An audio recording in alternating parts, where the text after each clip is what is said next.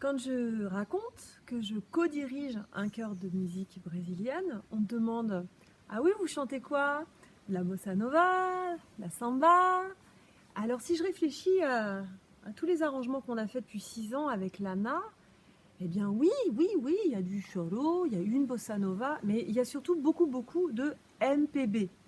MPB, ça signifie Música Popular Brasileira, musique populaire brésilienne. Mais là encore, je vous donne des explications. Parce que par exemple, en 2005, à Paris, la Cité de la musique avait fait une grande expo qui s'appelait Musique populaire brésilienne, mais qui parlait des grands genres de la musique. Le baião, le samba, le choro, la fauchée, etc.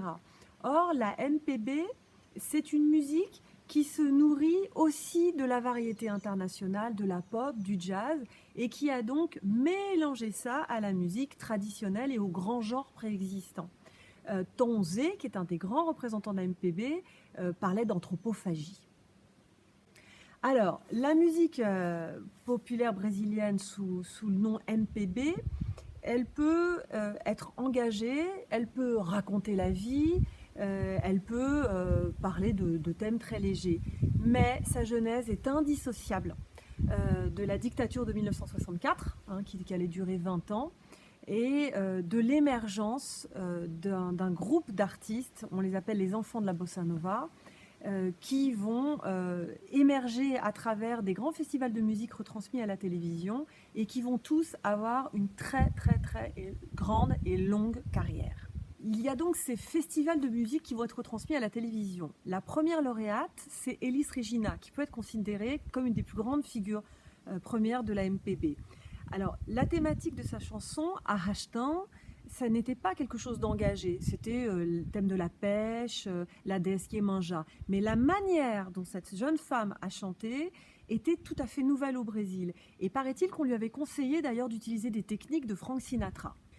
Mais ensuite, ce sont des gens comme le mouvement tropicalisme avec Caetano Veloso, Gal Costa, Gilberto Gil ou d'autres encore à la suite, Ivan Lins, Milton Nascimento.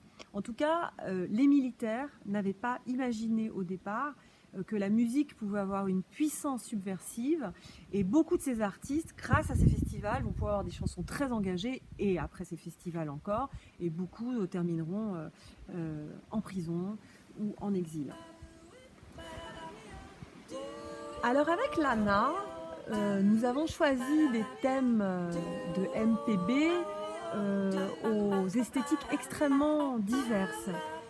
Alors évidemment, moi j'ai choisi, je dis évidemment pour ceux qui me connaissent, j'ai choisi des thèmes funky, comme cette année Ivy Bruxelles de George Ben, c'est celui qui a fait Mais Que Nada ou País Tropical.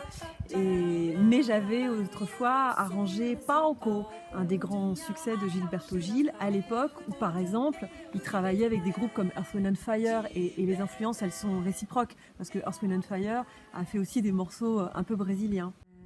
Nous avons même plongé jusqu'au milieu des années 90 avec un très beau thème qui donne la chair de poule qu'a arrangé Lana, qui s'appelle Arrepio. C'est un morceau de Carlinhos Brown qu'a chanté la magnifique Marisa Monte.